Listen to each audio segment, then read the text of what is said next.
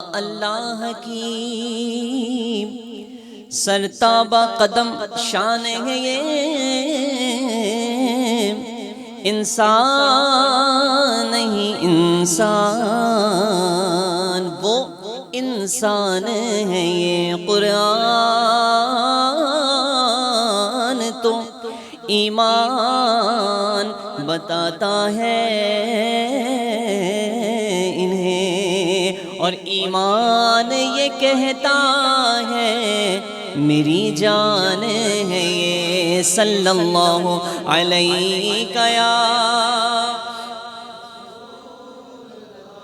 ماشاءاللہ علیک یا حبیب اللہ۔ اعلیٰ حضرت علیہ رحمہ کہ جس کلام سے میں آغاز کر رہا ہوں، اس کلام میں اعلیٰ حضرت علیہ رحمہ نے پل صراط کے بارے میں ذکر کیا۔ کہہ دیجئے سبحان اللہ۔ پل صراط کے بارے میں حضور علیہ السلام کی بارگاہ میں اعلیٰ حضرت علیہ رحمہ استغاثہ کر رہے ہیں، عرض کرتے ہیں کہ یا رسول اللہ صلی اللہ علیہ وسلم، وہ پل جو بال سے زیادہ باریک ہے، تلوار کی دھار سے زیادہ تیز ہے اور جہنم کے اوپر بنا ہوا ہے، اعلیٰ حضرت علیہ رحمہ عرض کرتے ہیں کہ یا رسول اللہ، میں نے سنا یہ ہے کہ ہر شخص اس پل صراط پر سے گزرے گا، اور جو گناہگار، سیاہکار، بدکار ہوگا وہ جہنم میں گر جائے گا کٹ کے، پل صراط پار نہیں کر پائے گا۔ اعلیٰ حضرت علیہ رحمہ حضور کی بارگاہ میں عرض کرتے ہیں کہ یا رسول اللہ صلی اللہ علیہ وسلم، جب میں اس پل صراط پر سے گزرنے لگوں تو کرم فرمائیے گا اور اتنی تیزی سے گزار دیجیے گا کہ میں خود راہ گزر جاؤں اور مجھے خود پتہ بھی نہ چلے، بجلی کی مانند گزر جاؤں۔ حضور کا فرمان ہے نا کہ پل صراط پر سے کچھ لوگ تو اتنی تیزی سے گزر جائیں گے جتنی تیز بجلی چلتی ہے، بجلی کی رفتار کے مطابق اس سے بھی تیزی سے اللہ کے نیک بندے گزر جائیں گے۔ اعلیٰ حضرت نے فرمایا کہ مجھے بھی یہ شرف حاصل ہو کہ میں بھی اتنی تیزی سے گزر جاؤں کہ راہ گزر یعنی خود گزرنے والے کو پتہ نہ چلے۔ دوسرے مصرے میں اعلیٰ حضرت علیہ رحمہ فرماتے ہیں کہ حضور صلی اللہ تعالی علیہ وسلم شب معراج پر آسمانوں پر گئے، پہلے آسمان، دوسرے آسمان، تیسرے آسمان، تو جبریل علیہ السلام جو ہیں وہ حضور صلی اللہ علیہ وسلم کے ساتھ تھے، ساتوں آسمان تک جبریل علیہ السلام حضور صلی اللہ علیہ وسلم کے ساتھ تھے۔ جب ساتواں آسمان آیا اور اس سے آگے جبریل کا جو مقام ہے سدرۃ المنتہا آیا تو جبریل علیہ السلام وہاں رک گئے اور عرض کرنے لگے کہ یا رسول اللہ صلی اللہ علیہ وسلم، اب یہاں سے میں ایک قدم بھی آگے نہیں جا سکتا، اگر جاؤں گا تو میرے پر اور بال جل جائیں گے۔ نبی کریم صلی اللہ علیہ وسلم کا کس بارگاہ میں جب یہ انداز حضرت جبریل نے پیش کیا تو صدیق اکبر رضی اللہ تعالی عنہ نے بھی یہ جبریل علیہ السلام کا انداز سنا۔ قربان جائیے جبریل علیہ السلام کی محبت پر، اور صدیق اکبر رضی اللہ تعالی عنہ کو جو نبی کریم صلی اللہ علیہ وسلم سے عشق، محبت، الفت، انسیت ہے، اس کے بارے میں جب سنا کہ جبریل یہ کہہ رہے ہیں کہ آگے جاؤں گا تو میرے پر اور بال جل جائیں گے، حضور سے عرض کرنے لگے حضور وہ تو جبرائیل تھے کہ اپنے پر اور بال جلنے کی وجہ سے آگے جانے سے معذرت کر لی، خدا کی قسم اگر میں ہوتا تو فنا ہونے کے لیے تیار تو ہو جاتا لیکن آپ کا ساتھ چھوڑنے کے لیے تیار نہ ہوتا۔ یہ محبت اللہ نے صدیق اکبر کو عطا فرمائی، اسی لیے ایسے ہی تھوڑی یار غار کہہ دیا، ایسے ہی تھوڑی حضور نے اپنے پہلو میں جگہ عطا فرمائی، محبت دیکھی تو اللہ کے نبی صلی اللہ علیہ وسلم نے صدیق پر کرم فرمایا۔ جبریل علیہ السلام نے حضور کی بارگاہ میں عرض کی بہرحال کہ میں آگے جا نہیں سکتا، میرے پر اور بال جل جائیں گے۔ حضور صلی اللہ علیہ وسلم نے فرمایا کہ اے جبرائیل تم آگے نہیں جا سکتے، میں تو آگے جا رہا ہوں، اللہ کا دیدار کرنے جا رہا ہوں، رب تبارک و تعالیٰ سے ملاقات کا شرف حاصل کرنے جا رہا ہوں، تمہارے دل میں کوئی تمنا، کوئی خواہش، کوئی آرزو ہو تو بتا دو، اللہ کی بارگاہ میں پیش کر دوں گا۔ جبریل علیہ السلام نے عرض کیا حضور صلی اللہ علیہ وسلم میری تمنا، خواہش، آرزو یہ ہے کہ کل بروز محشر آپ کی امت جب پل صراط پر سے گزرے تو میں چاہتا ہوں کہ ان کے قدموں کے نیچے اپنے پر بچھا دوں۔ جبریل علیہ السلام، پل صراط آپ نے اندازہ کیا کہ پل صراط بال سے زیادہ باریک ہے، تلوار کی دھار سے زیادہ تیز ہے، لیکن جبریل علیہ السلام عرض کرتے ہیں کہ میں چاہتا ہوں کہ پل صراط پر سے گزرنے والے آپ کے امتی کے قدموں کے نیچے اپنے پر بچھا دوں۔ اور جبریل علیہ السلام کے پر کتنے؟ حضور صلی اللہ علیہ وسلم نے فرمایا کہ جبرائیل کے 600 پر ہیں، کتنے؟ 600 پر ہیں، لیکن ان 600 میں سے سارے نہیں بلکہ صرف ایک پر کھول دے اگر تو مشرق سے لے کر مغرب تک پوری دنیا ڈھک جائے۔ یہ جبریل علیہ السلام کے پر کی ایک پر کی یہ لمٹ ہے، یہ اس کی بناوٹ ہے، تو سوچئے 600 پر کتنے بڑے ہوں گے۔ اعلیٰ حضرت علیہ الرحمہ نے لیکن جب یہ دیکھا کہ جبریل ہمارے گندے قدموں کے نیچے اپنے پر بچھانے کی خواہش کر رہے ہیں، تو اعلیٰ حضرت علیہ الرحمہ نے پھر بارگاہ رسالت میں عرض کی کہ حضور کرم فرمائیے، جب جبریل ہمارے گندے قدموں کے نیچے اپنا پر بچھائیں تو کرم فرمائیے گا اتنی تیزی سے گزار دیجئے گا کہ ہم جبریل کے پر سے گزر بھی جائیں اور جبریل کو پتہ بھی نہ چلے۔ اب آپ دیکھیے کلام اعلیٰ حضرت اور کمال اعلیٰ حضرت کہ اتنی طویل گفتگو کو اعلیٰ حضرت علیہ الرحمہ نے اپنے صرف ایک شعر میں بیان فرما دیا، گویا کہ کہتے ہیں نا دریا کو کوزے میں بند کر دیا۔ سنیے اعلیٰ حضرت کیا فرماتے ہیں، کہتے ہیں پل سے اتارو راہ گزر کو خبر نہ ہو، کہہ دیجئے سبحان اللہ۔ سے اتارو راہ گزر کو خبر نہ ہو، اور جبریل پر بچھائے تو پر کو خبر نہ ہو، جبریل پر بچھائے تو پر کو خبر نہ ہو، کہہ دیجئے سبحان اللہ۔ اور یہ استغاثہ ہے نا بارگاہ رسالت میں کہ یا رسول اللہ صلی اللہ علیہ وسلم جبریل پر بچھائیں تو ہم اتنی تیزی سے گزر جائیں کہ پر کو، زور سے کہیے، خبر نہ ہو۔ تو یہ استغاثہ ہم بھی کہہ رہے ہیں، آپ بھی کہیے، کیا پتہ کس کی زبان سے نکلا ہوا یہ جملہ بارگاہ رسالت میں مقبول ہو جائے اور ہم واقعی اتنی تیزی سے گزر جائیں کہ جبریل اگر پر بچھائیں تو ان کو پتہ بھی نہ چلے اور ہم پل صراط پار کر لیں۔ مل کر کہہ دیجئے جبریل پر بچھائیں تو پر کو خبر نہ ہو، جبریل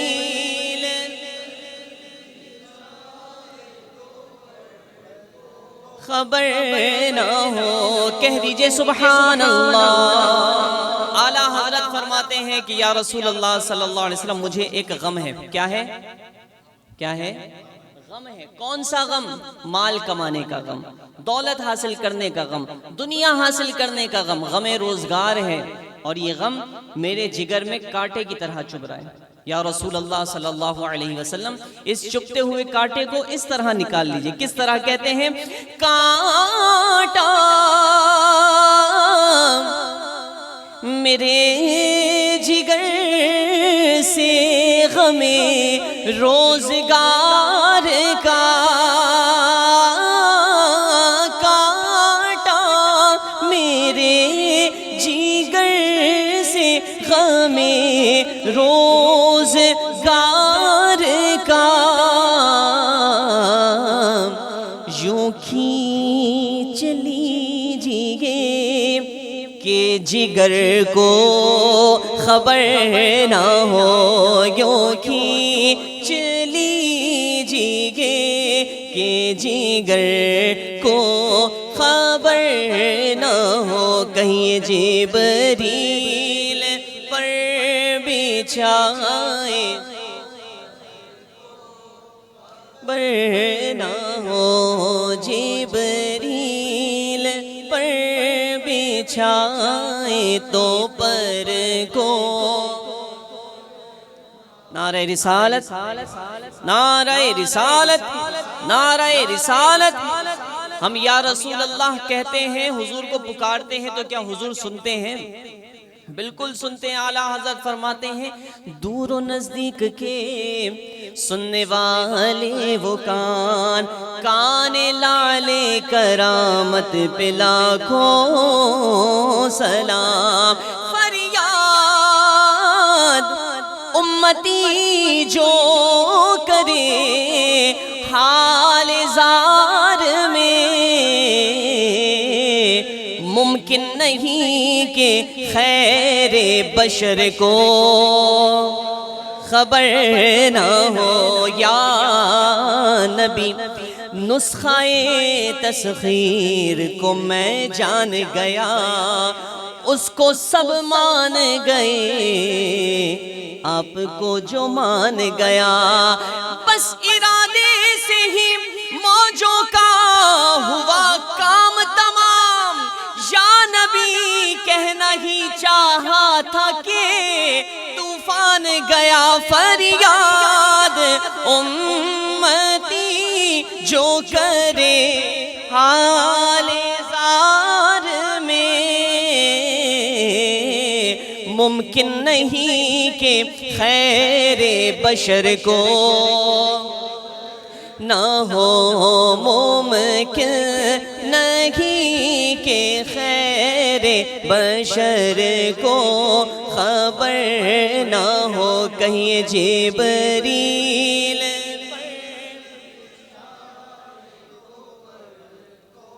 خبر نہ ہو۔ اللہ اللہ، اعلیٰ حضرت علیہ رحمہ کا ایک ایک شعر قرآن حدیث کے عین مطابق ہوتا ہے۔ ایک مرتبہ حضور صلی اللہ علیہ وسلم نے حضرت علی المرتضیٰ رضی اللہ تعالی عنہ سے فرمایا کہ یا علی ان ابا بکر و عمر سیدہ کہول اہل الجنہ، کہ اے علی حضرت ابو بکر صدیق اور حضرت عمر فاروق رضی اللہ تعالی عنہ یہ دونوں جنت کے مردوں کے سردار ہیں۔ امام حسن امام حسین رضی اللہ تعالیٰ عنہ جنت کے نوجوانوں کے سردار ہیں۔ ابو بکر صدیق رضی اللہ تعالیٰ عنہ اور فاروق اعظم رضی اللہ تعالیٰ عنہ یہ جنت کے مردوں کے سردار ہیں۔ مطلب کیا ہوا؟ مطلب یہ کہ جو لوگ جوانی کے عالم میں دنیا سے رخصت ہوں گے تو ان کی سرداری حضرت امام حسن اور امام حسین رضی اللہ تعالیٰ عنہما کریں گے، اور جو لوگ ادھیڑ عمر میں یا بڑھاپے میں دنیا سے رخصت ہوں گے تو ان کی سرداری حضرت ابوبکر صدیق اور حضرت عمر فاروق رضی اللہ تعالی عنہ کریں گے۔ فرمایا کہ سیدہ کہول اہل الجنہ، اے علی حضرت ابوبکر صدیق اور حضرت عمر فاروق جنتی نوجوانوں کے کیا ہیں؟ جنتی مردوں کے کیا ہیں؟ سردار ہیں۔ لیکن علی یہ بات تم انہیں نہ بتانا، یہ بات تم انہیں نہ بتانا، کیونکہ تم بتاؤ گے تو خوشی تو ضرور ہوگی، لیکن جب میں مصطفیٰ خود بتاؤں ان کی خوشی میں اضافہ ہو جائے گا۔ اب سنیے، جب حضرت علی المرتضیٰ رضی اللہ تعالیٰ عنہ کو فرمائے کہ تم نہ بتانا، میں خود بتاؤں گا جا کر، کیونکہ خوشی بڑھ جائے ان کی، تو اب اس بات کو اعلیٰ حضرت علیہ رحمہ نے کیپچر کیا، اعلیٰ حضرت علیہ رحمہ نے دیکھا، اور پھر اس حدیث کو اعلیٰ حضرت علیہ رحمہ نے اپنے شعر میں بیان کیا۔ کہتے ہیں فرماتے ہیں یہ دونوں ہیں سردار دو جہاں، کہہ دیجئے سبحان اللہ۔ فرماتے ہیں یہ دونوں ہیں سردار دو جہاں، اے مرتضیٰ عتیق و عمر کو خبر نہ ہو، اے مرتضیٰ عتیق و عمر کو خبر نہ ہو، کہہ دیجئے جبریل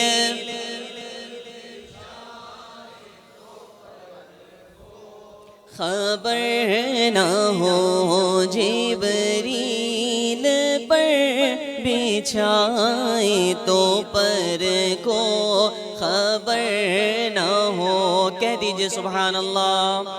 بہت نفیس شعر، نازک نفیس شعر جسے آپ کہیں، اگر آپ شاعری کو سمجھتے ہیں اور کچھ اویئرنیس رکھتے ہیں تو آپ کو مزہ آئے گا یہ شعر سن کر۔ اعلیٰ حضرت علیہ رحمہ کا یہ شعر سنانے سے پہلے میں آپ کو بتاؤں کہ جب آپ کسی چیز کو دیکھتے ہیں، آپ کو وہ چیز اچھی لگتی ہے، بھلی لگتی ہے، خوبصورت لگتی ہے، اور آپ کو وہ شے آپ کو پسند آتی ہے، تو نظروں کو دیکھنے کے بعد نظر جب اس شے کو دیکھتی ہے تو پھر وہ شے گھر میں جگہ بناتی ہے۔ گھر کیا ہوتا ہے؟ دل میں جگہ بناتی ہے۔ تو دل میں داخل ہونے کا راستہ اعلیٰ حضرت فرماتے ہیں کہ نظروں سے۔ کہاں سے؟ آنکھوں سے ہے، نظروں سے ہے، تو دل میں داخل ہونے کا راستہ۔ اب اعلیٰ حضرت فرماتے ہیں کہ اے خار طیبہ، پھول کی بات نہیں کر رہے بلکہ کہہ رہے ہیں کہ پھول کیا دیکھوں میری آنکھوں میں، دشت طیبہ کے خار پھرتے ہیں۔ پھول کیا دیکھوں، حضور علیہ السلام کے در کے خار اتنے حسین ہیں کہ میں کہیں اور کے پھول کی طرف توجہ ہی نہیں کرتا، حضور کے در کے خار میں ہی وہ لطف اور وہ حسن ہے کہ جو پھولوں میں بھی نہیں ہے۔ تو اب کہتے ہیں کہ اے خار طیبہ مجھے تجھ سے بڑی محبت ہے، تجھ سے بڑی محبت ہے، آ میرے دل میں آ جا۔ لیکن دل میں داخل ہونے کا راستہ کہاں سے؟ آنکھوں سے ہے۔ تو کہتے ہیں میں مدینے سے دور ہوں، اس دوری کی وجہ سے میری آنکھیں نم ہیں، میری آنکھیں تر ہیں، تو اپنے دامن کو ذرا سمیٹ کر آنا، کہیں ایسا نہ ہو میرے دیدہ تر کی وجہ سے تیرا دامن گیلا ہو جائے۔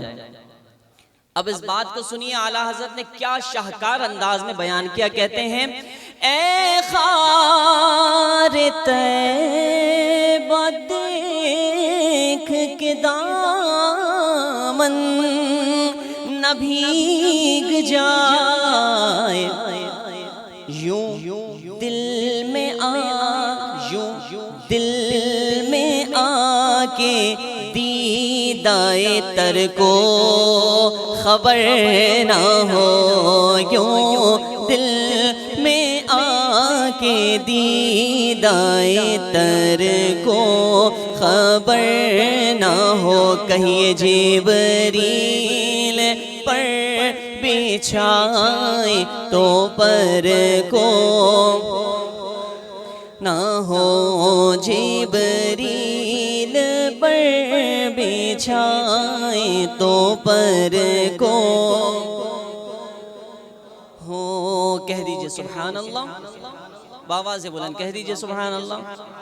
اعلیٰ حضرت علیہ رحمہ کا یہ شعر حاصل کلام، ویسے تو میں کہتا ہوں کہ جب کوئی شاعر کوئی کلام لکھتا ہے تو اس کلام میں ایک شعر پر بڑی محنت کرتا ہے، اور جس شعر پر محنت کرتا ہے نا بہت زیادہ، تو اس شعر کو حاصل کلام کہتے ہیں۔ نعت خواندہ حضرات بیٹھے ہیں یہاں پر، اس بات کو سمجھیں گے، تو اس ایک شعر کو حاصل کلام کہتے ہیں۔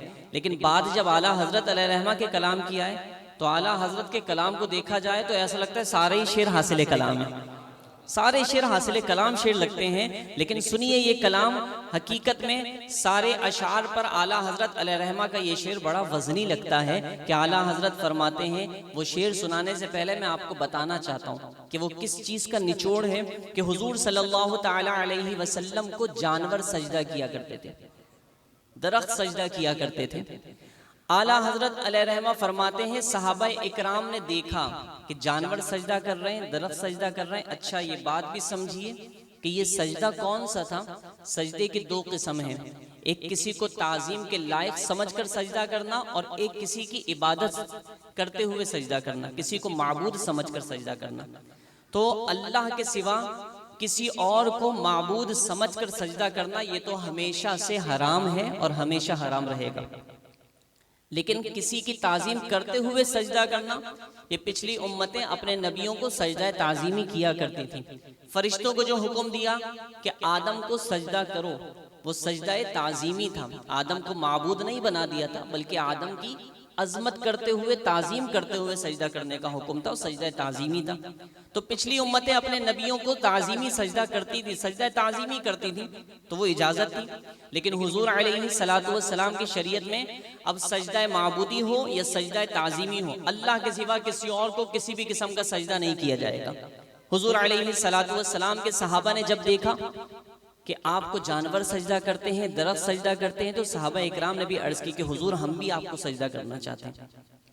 اللہ کے نبی صلی اللہ علیہ وسلم نے منع فرمایا اور فرمایا نہیں، میری شریعت میں اب یہ مجھے روا نہیں ہے، پسند نہیں ہے کہ کوئی سجدہ تعظیمی بھی مجھے کرے۔ تو اب کیا کیا جائے؟ اعلیٰ حضرت کہتے ہیں میرا بھی دل چاہتا ہے، میرا بھی دل چاہتا ہے کہ سجدہ کروں۔ اب کیا کیا جائے؟ جب سجدہ کر نہیں سکتے تو کیا کریں؟ میں آپ سے سوال کرتا ہوں، جواب دیں گے؟ کہ میں سیدھا کھڑا ہوں اور سیدھے کھڑے کھڑے بولوں کہ بھئی میں نے سجدہ کر لیا، مان لیں گے آپ؟ کیوں؟ سجدہ کرنے کے لیے ضروری ہے کہ پیشانی کا زمین پر لگنا، پیشانی زمین پر لگے گی تو سجدہ کیا جائے گا نا، سر جھکے گا تو کوئی حکم لگے گا، لیکن اگر دل کسی کی طرف جھکتا ہے تو کوئی حکم نہیں لگتا۔ اور پھر ذرا غور تو کیجئے، اعلیٰ حضرت اپنے عشق کا اظہار کرتے ہوئے کہتے ہیں کہ ایسا ممکن ہے، کتنا مشکل اور کتنا بڑا امتحان ہوگا کہ حضور کا روضہ سامنے ہو اور عاشق یہ چاہے کہ میں حضور کو سجدہ کر لوں، عشق یہ کہہ رہا ہے کہ سجدہ کر لوں، اور دل یہ کہتا ہے کہ سجدہ کر لوں، لیکن شریعت کا حکم آ گیا تو کہا جاتا ہے کہ نہیں سجدہ نہیں کرنا۔ تو اب جناب یہ عجیب و غریب کیفیت ہے، اعلیٰ حضرت فرماتے پھر سجدے کے لیے سر نہ جھکایا جائے تو کیا کیا جائے، کون سا سجدہ کیا جائے؟ سنیے اعلیٰ حضرت کہتے ہیں پیش نظر وہ نو